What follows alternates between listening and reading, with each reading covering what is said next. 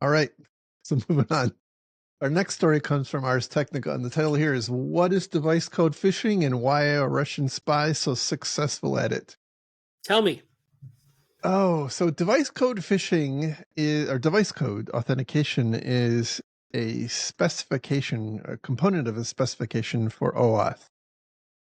So if you've ever tried to log into, let's say, Netflix or Apple TV or many of the other services on your smart TV or what have you, you'll be familiar with the idea of being presented with a QR code or a link or a code that you have to visit a website and then type in the code, and then that in turn authenticates your TV, the app on your TV to be able to watch your horrible Netflix show.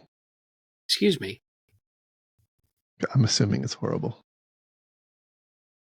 So You leave my true crime alone.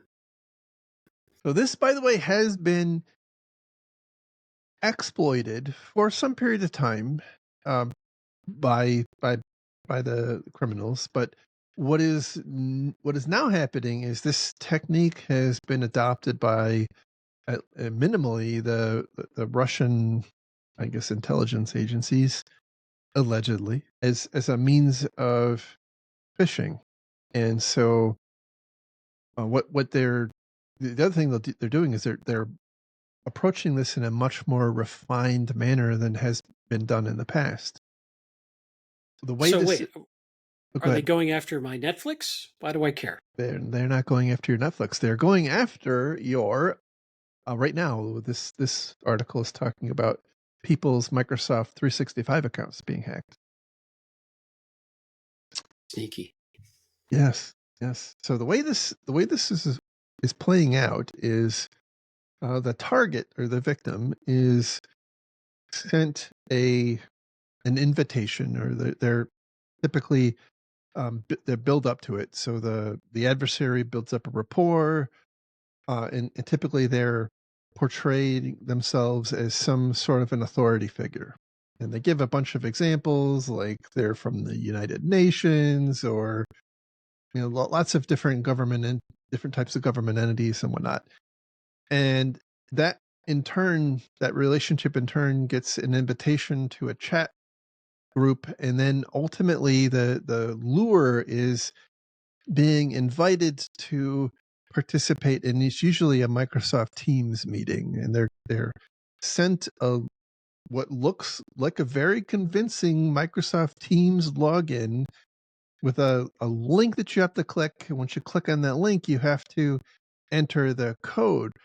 But if you're not paying close attention, what that authentication is, it's not enabling your ability to register to join a Microsoft Teams meeting. It's actually authenticating the adversary's device to your Microsoft 365 account. And once you fall for that, the adversary has basically full access to your account, all the privileges that you have to your account until that token is removed. So these various third parties have this device code token enabled as a login possibility, and they're leveraging that protocol, tricking you into authenticating their device, and now they have access. Yeah. And they don't need the password. They just need Don't need the password. Yep, just the code. So Well, that's just mean. It's mean. Tell them to stop. It's very underhanded. It's not It is. fair. Not fair. So this article has some images of both some of the chats that have led up to this attack, and then what some of the actual lures look like. And again, they're very convincing. If you're not paying attention, it's going to be fairly easy to fall for. So, yeah. What? So, what are some things we could do to try to avoid it? Well, Microsoft has has a bunch of of ideas, recommendations. So they let's see. Microsoft recommends blocking device code flow authentication, which So just um, turn off the functionality entirely if you don't need it. correct, correct. Yeah. They say, you should ask them if they're Russian agents before you talk to them. I think That is clever. it's a very good one. Because if they say no, you know they're lying. If they say yes, don't give them the code.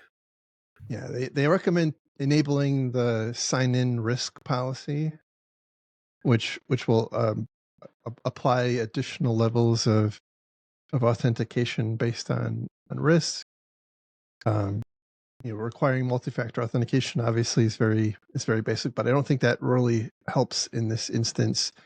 And then of course, Microsoft certainly is willing to help you more by selling you additional features like their XDR and whatnot.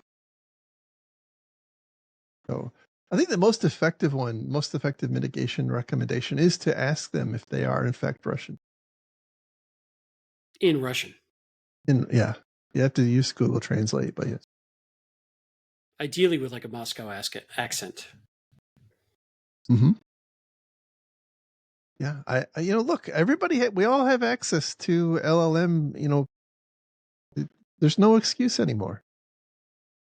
There's just no excuse anymore. So, anyhow, something to be aware of. New technique. Right now this is the domain of at least this particular type of attack is being performed by Russian intelligence. But now it's kind of out in the open.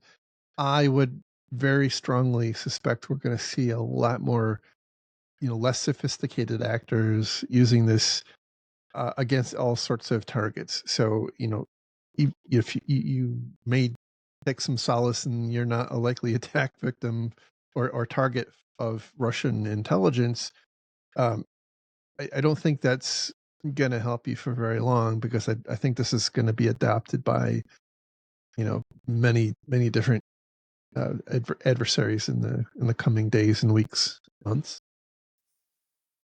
We are just a mountain of good news on this show.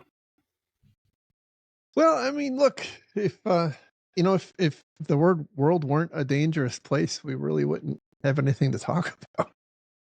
This entire show has been leading up to launching our own alcohol line to help people cope with the bad news we give them.